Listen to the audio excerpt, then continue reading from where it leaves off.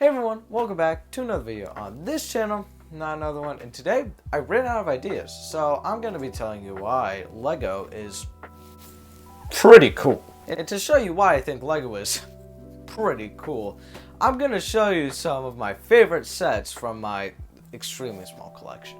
Now this is probably my favorite set of the entire collection. This set, being the Monastery of Spinjitsu, is so well intricately designed. There's so many little details in this only $80 set, which I know for normal people who don't buy Lego that might seem pretty expensive, but it's pretty a good deal for what this set is.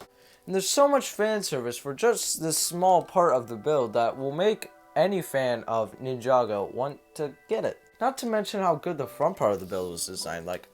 I would buy this by itself for about $50 or $60. Every single piece is important to how it looks, how the play features work, and how the structure is built up. I don't feel like there's any access parts that they didn't need to include. As a whole, I don't think there's any greebling within this build. Now, if you didn't know, greebling just means putting detail in something just for the sake of putting detail in something. Speaking of greebling, let me show you another one of my favorite sets of my collection. Now, this set, known formally as the Island of the Keepers, is a great set. It has a lot of detail, as there should be on a natural terrain environment. There's a lot of places to put figures, as you can see here, and it has a lot of play value, so if you're a kid, you can still have a load of fun with it. But the one main gripe I have of the set is that the two main pieces of the set don't connect in a very secure way. They only connect by one single clip, which means in any situation where it's not flat on the table, it's probably gonna fall apart. Now, I'm sure this connection strategy was done so that displayers of this set could put this part of the island in tons of different ways. But part of me just wishes there was just a little bit more secure of a connection right here.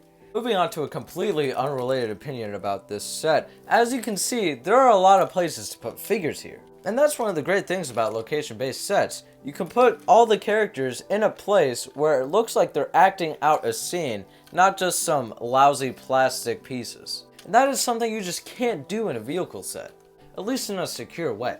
And speaking of vehicles, let me show you the last set that I plan to talk about today. And spoiler alert, it's not a Ninjago set. Now, the last set I'm going to talk about in my example list is the XWing Fighter from the original trilogy. Now, this set is really accurate to the movies without having to sacrifice much playability. You have the basic play features that you need for any X-Wing Fighter toy. You have the wing shootout and a flick missile. Say hello to my little friend.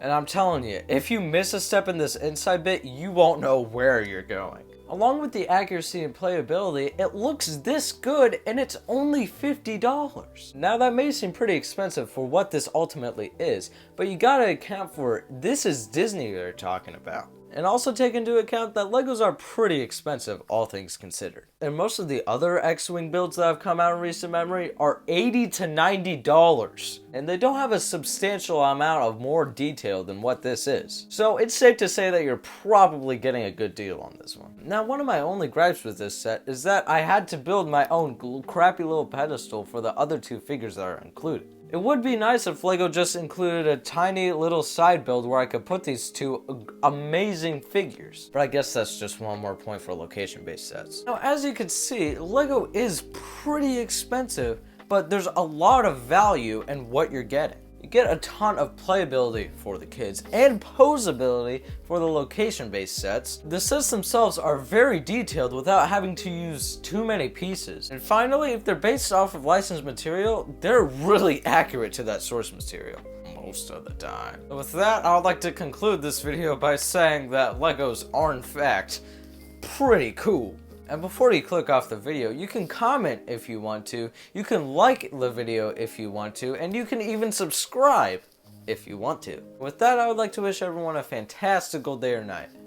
See ya!